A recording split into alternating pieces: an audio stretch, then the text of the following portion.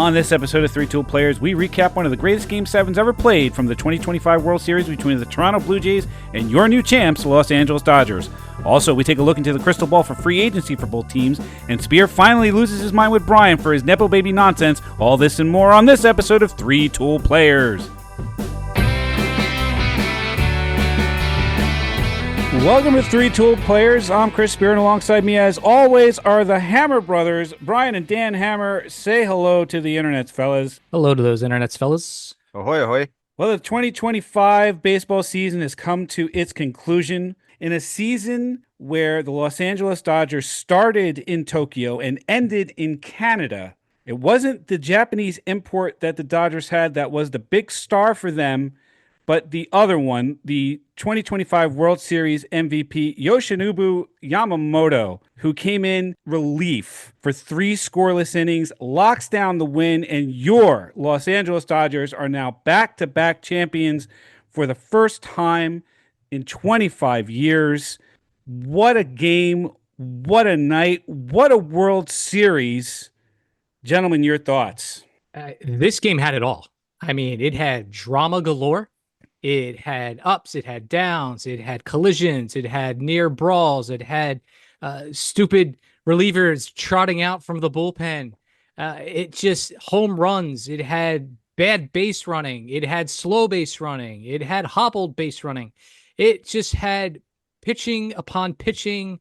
It had crazy just amounts of energy. I'm excited to talk this through tonight. Dan, what did you get from this? I feel that this World Series was probably the best World Series I've seen in a while. The only one that I can think of that resembles this one is the 2016 Cubs versus Indians. It went 7 games, extra innings. There was a lot of energy going back and forth from team to team. This, I agree with you, Brian. This had it all. Game 7 was one of the best baseball games I think I've seen, period. And like you said, Brian, it had a little bit of everything. But I think you got to tip your cap to Yamamoto.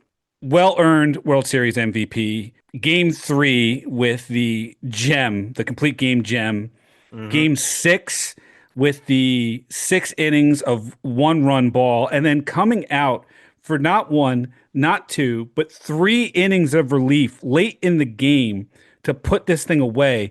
Superhuman effort by that guy. And Brian, I think you said it best. The Toronto Blue Jays never really figured out Yamamoto. Nope, never did. He's an enigma, wrapped in a mystery. He definitely had them off balance.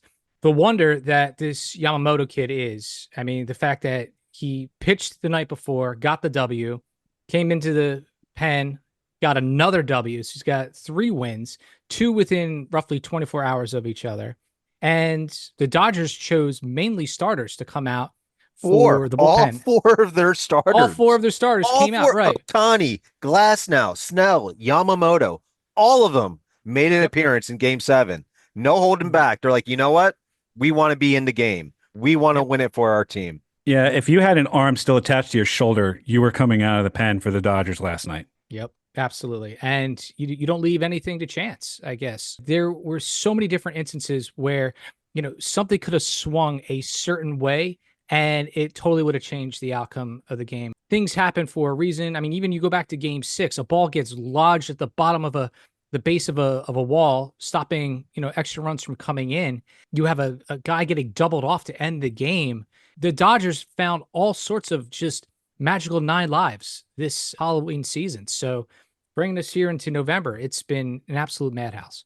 I mean, that's the thing you got to say for the Dodgers in Game 7 is that they never led until the big home run by Will Smith in the top of the 11th inning. They were playing from behind the entire time, right from the Bo Bichette 3-run home run. It was all Blue Jays, and it never felt like the Dodgers were in this thing. They felt like they were nipping away from time to time, but it never really felt like they were in it. I even said to you guys while we were watching the game, in the 8th inning, I thought the game was over.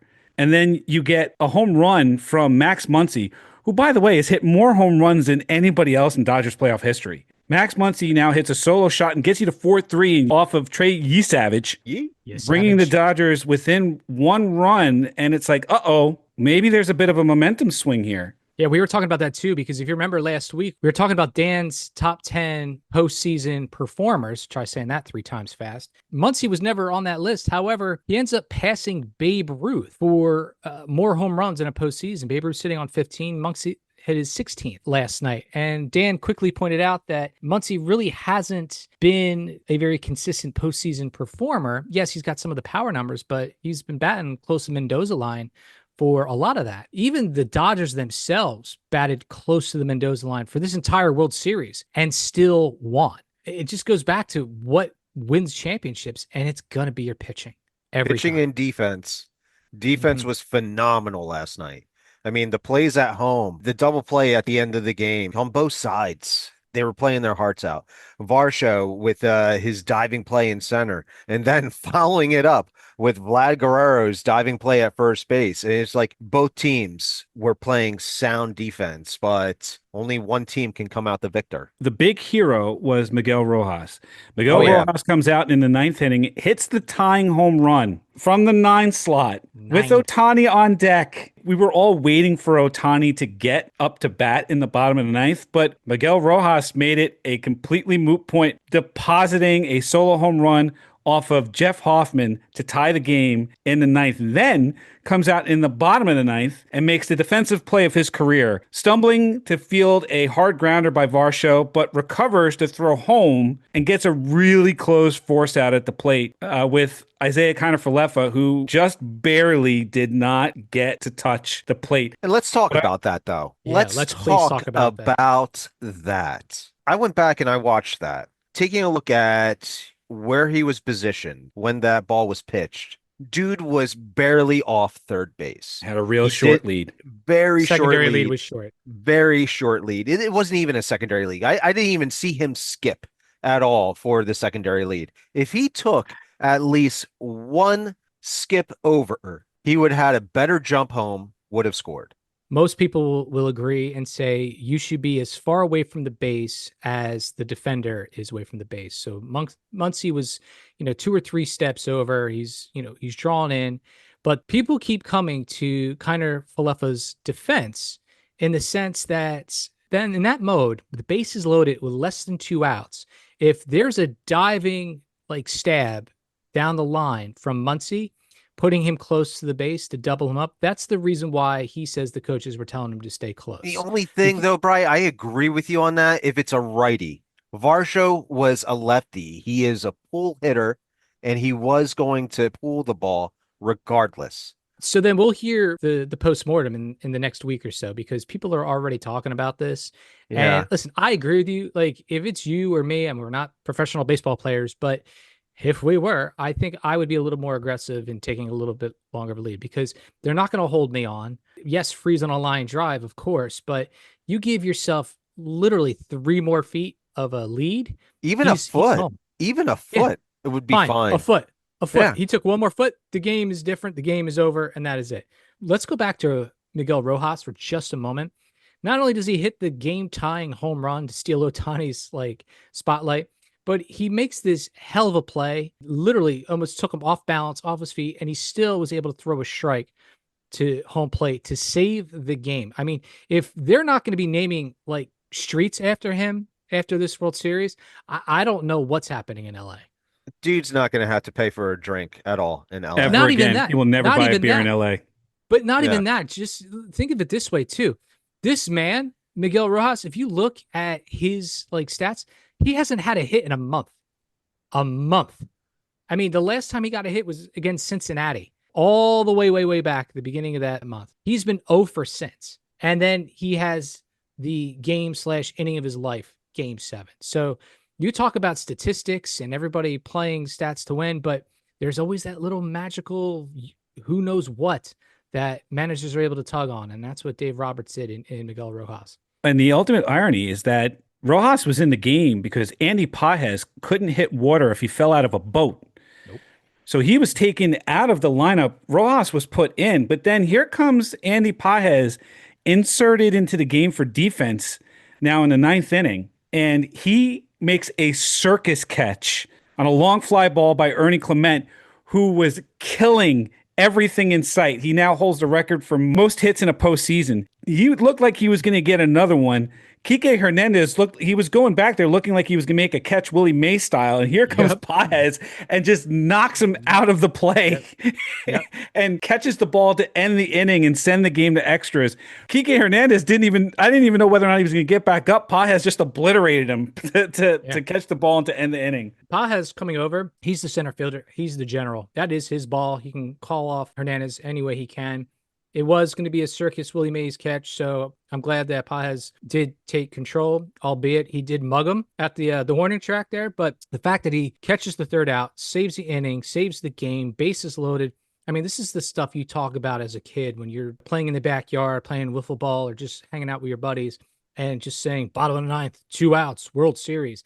Like, this is happening right in front of us last night. So we were absolutely we were given an amazing treat last night of a ball game. Well, you got yourself to the top of the 10th inning. Dodgers load the bases with 1 out. And again, another defensive play. Andres Jimenez fields a grounder and throws home for the force out on Betts. And then Guerrero fields the grounder at first and flips to Sir Anthony Dominguez, who beats Hernandez in a foot race for the final out, which was close. It was upheld after a video review, but it was close. I mean, it's just defensive play after another, tension building. And then you get yourself to the 11th inning and Will Smith gets up. Will Smith had been knocking the cover off the ball. He was due. And he hits a solo home run off of Shane Bieber, giving the Dodgers their first lead of the entire game. And while we're on the subject of Will Smith with the big hit there, I mean, talk about like the greatest comeback story of all time. The man goes ahead and slaps Chris Rock at the Oscars 3 years ago, right? And is basically excommunicated from society. And now he's hitting a home run in Game 7 of the World Series. So I say good on Will Smith. Boo. Boo. Wait, terrible joke. What terrible joke. What I missed? Terrible. What I missed? Terrible. That was low-hanging fruit and you went for it. That's terrible. That's right. You said that this show's about highbrow? No, it's not. This is Take lowest a brow lap. it gets. Oh, Take I'll take a lap. many. I'll definitely enjoy that one. Absolutely. It was the first extra inning home run in a winner-take-all Game 7 in World Series history. And that gave the Dodgers the 5-4 lead that they held on to in the bottom of the 11th. The Blue Jays had put the tying run on third base. Vladdy was on third base with the tying run. The winning run was Addison Barger. He's on first with 1 out. Mm-hmm. Alejandro Kirk hits a soft grounder to Betts, who picks it up and starts the title-clinching 6-4. It wasn't even 6-4. 6-6-3 double play to end the game and end the series. Unbelievable way to end that series. It's the only way to end a series like this, with the drama going back and forth from team to team. I mean, it had to end in drama. It had to end in glorious fashion. And I even texted you earlier in that inning, Spear, and I said, watch, they got to walk this guy. They're going to pitch around him to set up the double play. Sure enough, they walk Barger because he's been red hot. Poor Alejandro knocks into that little weak tailor-made double play ball. I mean, as soon as it was hit, you knew it was over. You just knew. He knew it too. Did you see the look on his face when he hit it? He knew it. Oh yeah, yeah. It was I'm almost like not going to be able to get there. Well, not even just that, but it was also just like it was almost like a mistake swing if you think about it, you know. And all you needed to do was put the ball in the air. That's it. All you wanted to do was put the ball in the air, and this is what happens. It's Hit a off the sad end way of to the go bat, down. broken bat, just dribbler short. Sad way to go down. I mean, the fact that you're able to dance around a leadoff double from Guerrero. I mean, come on. I mean, we were absolutely treated to an unbelievable game. When was the last time a team went down 3-2, had to go back on the road and win 2 more? I mean, we got to go back, I think, as far as 2019 for the Nationals. Yep. Right. So then, and it happened not too long before that with Houston beating LA. So LA got to be on the other side of it. They're back-to-back champions. Tip of the cap to them. Congratulations. The last time that was done, you said, was 25 years ago. As a Yankees fan, I know that was us. I just know that we're going to be even hungrier going into the 2026 season because we don't want them to upstage our three-peat. Yeah, it was the back-to-back-to-back years for the New York Yankees, and the last National League team to do it was the Reds. Big Red Machine. 75-76. The Big Red Machine. Oh, yeah, that's right. Gosh, that was a heck of a team too. Good God. So I mean, you may be looking at the Big Blue Machine now. Who knows? Although, apologies to IBM, but the Dodgers look like they may be poised to win quite a few more of these over the course of the next few years. Although they really weren't hitting the ball. I mean, we said it a little bit earlier. They were hitting around the Mendoza line as a team for the World Series with a 206 average.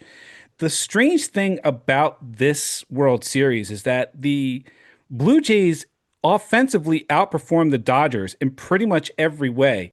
If you take a look at all 7 games, Blue Jays outscored the Dodgers 34 to 26. Right there, shows you this team was the better hitting team.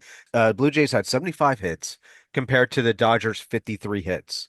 We've already said it before. I mean, the Dodgers had a Mendoza line type of World Series batting average, but they hit when it counted. They weren't scoring runs in bunches like the Blue Jays could in that first game, certainly. Mm-hmm.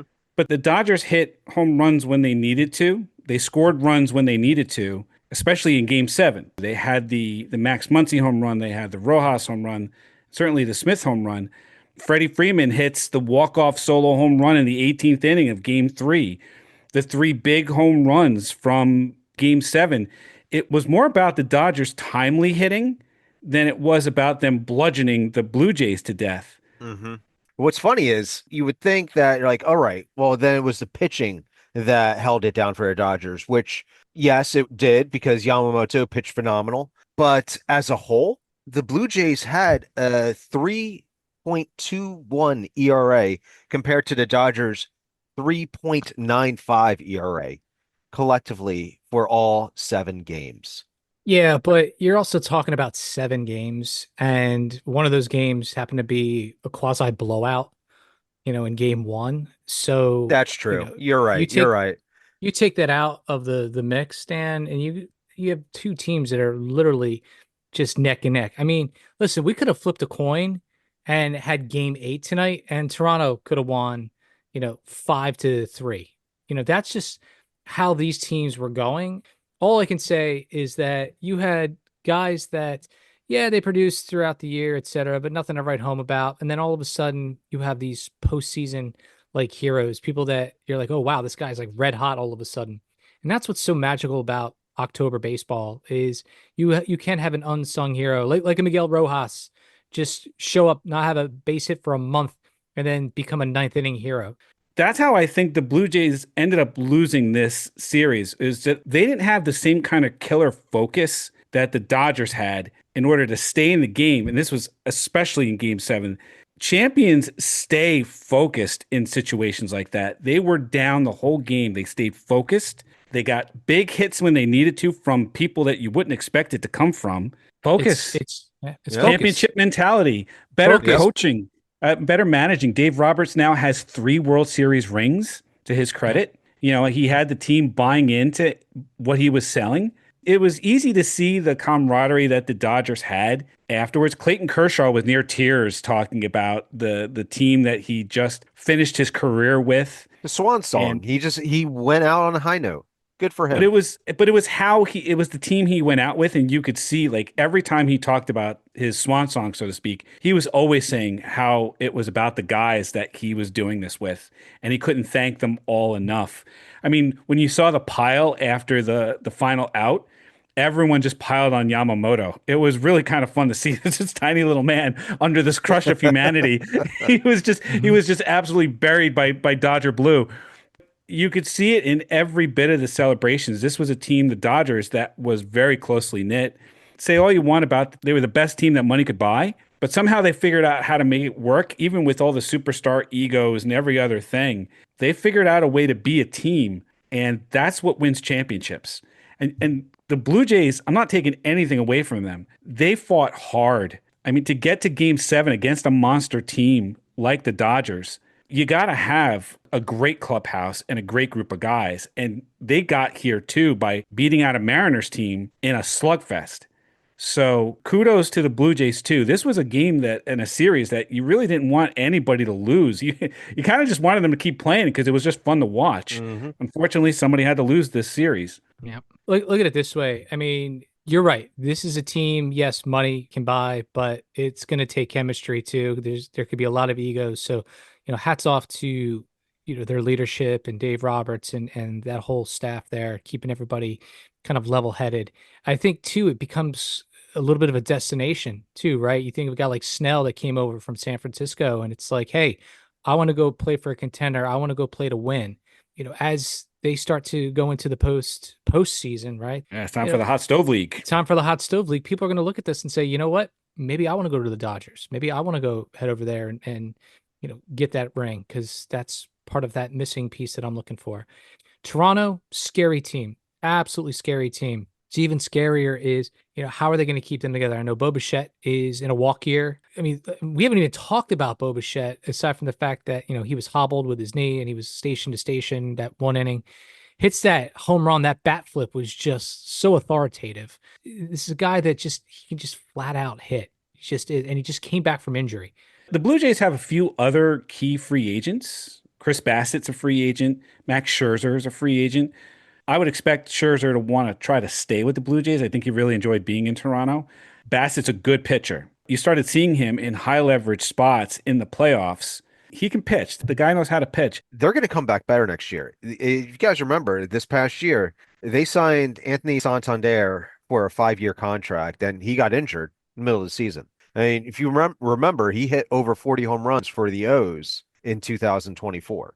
Him coming back, the Blue Jays are just going to be stronger next year if they sign Bo Bichette. Yeah, and they'll need some starting pitching too. Absolutely. Because they'll need to fill in some gaps if Scherzer and Bassett go elsewhere. But they got Yee Savage, Trey Yee Savage, and just the tip of the cap to Trey Savage from single A ball to the World Series. Dude got thrown into the spotlight in less than a month. and pitched his heart out. I mean, great things in store for Trey Savage. We will be watching your career with great interest. Bichette's the biggest question mark now. He's slated to go to free agency barring any kind of extension. And the question is whether or not he goes anywhere else other than Toronto. He's kind of been part of that young core, along with Vladdy, that's gotten the Blue Jays to where they are. And he worked hard to get back into these playoffs, to play in the World Series. He wasn't a part of any other series the Blue Jays played. Worked real hard to get to the World Series. And you could see he was struggling to it. Like you said, hobbled on the base pads, probably could have scored on a base hit when he was on second, but he just couldn't run. And you saw it in his face, and you saw, like, if you could lip read, you could just see the not disgust, but he's disappointed because he knows that if he was 100%, he would have scored. Yeah, he's got that grimace on his face, and he can't run. But here's Bo Bichette now, who is going to be out there looking for the bag. And you wonder whether or not the Blue Jays are going to give Bichette the bag like they gave Vladdy, because they're not that kind of team. But, in this age of deferred salaries and whatnot, maybe Bichette and Vladdy can stay together for a long time. And if they do, and they add a couple of pieces, maybe some additional starting pitching, the Blue Jays could be a scary team for a long time. Yeah, they can. But I think the smart money is on the fact that Bichette is going to get paid. It's probably not going to be with Toronto. He's going to find a home where someone's going to need his skill set as a shortstop. I don't hate to say it. I'm just going to. You're going to, aren't you? we could use a really good shortstop in the Bronx. I'm just saying, Volpe, we've tried that experiment, and I think it's time for Steinbrenners to open up the wallets and welcome Mr. Bichette to the Bronx. Hang on. Stop it. Wait, hold on. You have been up this guy's butt about being a nepo baby. Yep. And now you're going to invite him to the Bronx? Uh-huh. I never want to hear the phrase nepo baby come out of your mouth ever again. It always will. Ever again. Because that is just the highest level of BS. You have been on this guy about being a nepo baby because his dad played in the majors.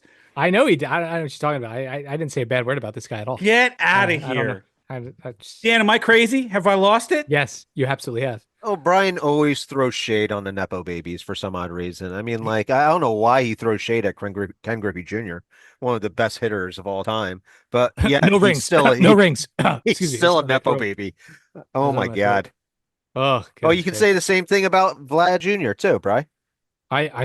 You have two nepo babies on the Blue Jays, one after the other. Three. You have Dalton Varsho. Oh, Varsho. Him too. Varsho. Three nepo babies. Babies. Can we talk about the saddest story of this Blue Jays loss, and that is one, Donnie Baseball, Don Mattingly, Sideburns Mattingly, first World Series of his career ever, did not get the W. Certain folks were pulling for him as well, but that's probably the saddest It theme always goes of back to your Yankees. I get it. Always, always, and no, forever. you're gonna sit there. Donnie Baseball is a great ambassador to the game. You wouldn't want to say that, he should have a taste of that World Series victory. Come on. I wouldn't mind it. Donnie Baseball is one of those guys that if not for some injuries, if not for the injury to the back, he's probably a Hall of Famer. Yep. Yep. So I would have been happy that Donnie Baseball would have gotten his World Series ring with the Blue Jays had they won. Yep. Would not have been upset by it at all. If the Blue Jays have some key free agents and Bo Bichette, I'll tell you what, the Dodgers are coming back with most of the team that they just won the World Series with. The one guy that's pretty key for them, that's going to be a free agent, is Kike Hernandez. But other The than Blue that, Jays? I Doesn't mean, the guy bat like eighth?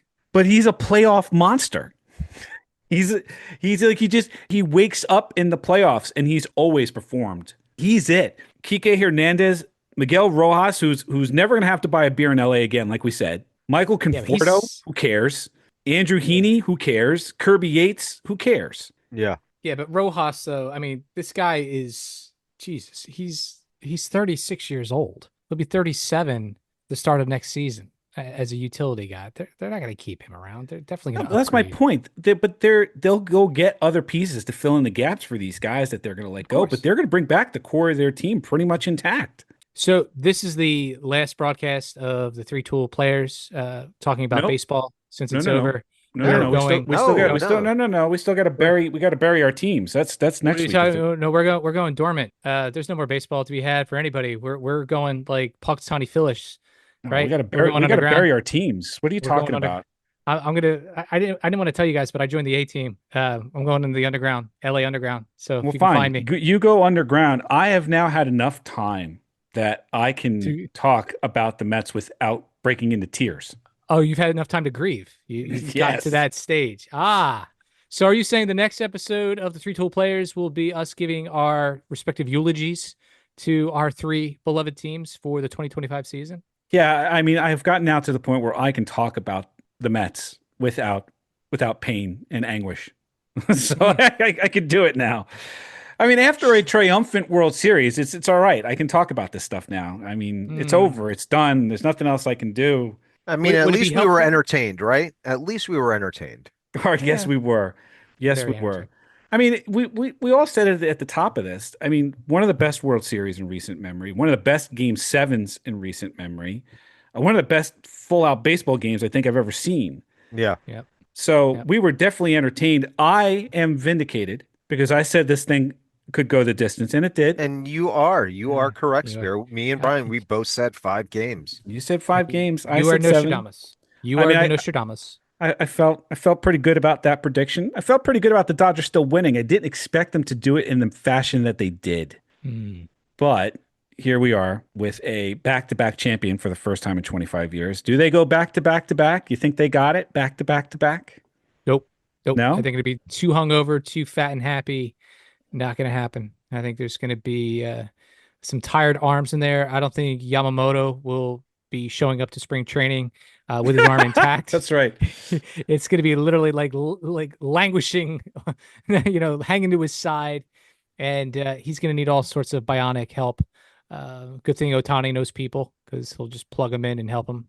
But ultimately, yeah, I think there's going to be a little bit of a hangover. So Dan, what do you think? You think they go back to back to back? I'm not gonna, throw it past them because the thing is, I mean, their team is sick. When you have Shohei at the top, not to mention he's coming back full strength to pitch. Because you remember he didn't start pitching until when? Like July? yeah, Oh, He later than that. it was like August. Yeah. Yeah. Yeah. So After the All-Star break. after the All-Star break, they're going to get another pitcher in the starting rotation. Yeah, they're losing Kershaw. Kershaw is walking, he's retired, first ballot Hall of Famer, absolutely. But yeah, I don't see the Dodgers going away anytime soon. Yeah, I Yeah, they're hate to not meant say it. I got to agree. I mean, they're probably already the odds-on favorite to win the World Series in 2026, and with good reason. They're bringing back basically the same team. So Yep. wouldn't put it past them. Don't know who So else in the National League you would look to right now. Maybe the Brewers. not Uh, after they got manhandled. They really have to mature in this next season, but I think LA's got way too much firepower. I mean, you look to San Diego, they always play tit for tat. Then they could be the dark horse. And then Dan, it's not that I'm going to discount the Phillies, but you're a year older. That window is closing, yep. and you weren't able to do it with Schwarber.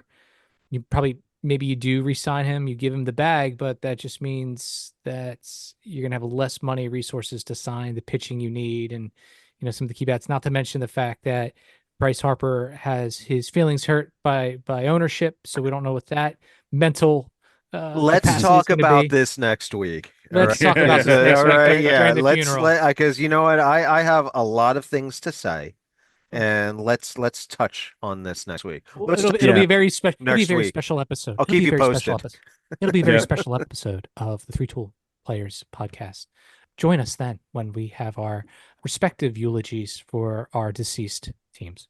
And in the meantime, you can listen to every other episode of the Three Tool Players podcast on Apple Podcasts, on Spotify, or on the YouTubes.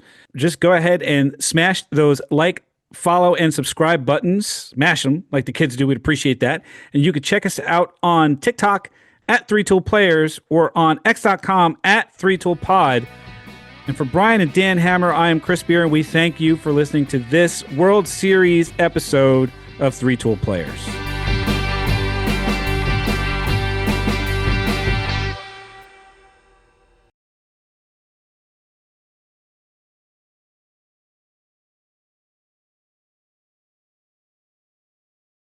Spear, you mentioned Clement earlier. The only blemish that guy has is that goofy ass slide he had into home plate last night, where he had to kind of turn around and realize, oh wait, maybe I should touch the plate. But That's not true. That's not the only goofy thing about him. He has the haircut of Mahoney from Police Academy. oh, he That's the goofiest does. thing about him. Listen, there's nothing goofy about Mahoney. I mean, he's what makes Police Academy what it is. Second they took him out, I mean, it was all downhill after Mahoney left.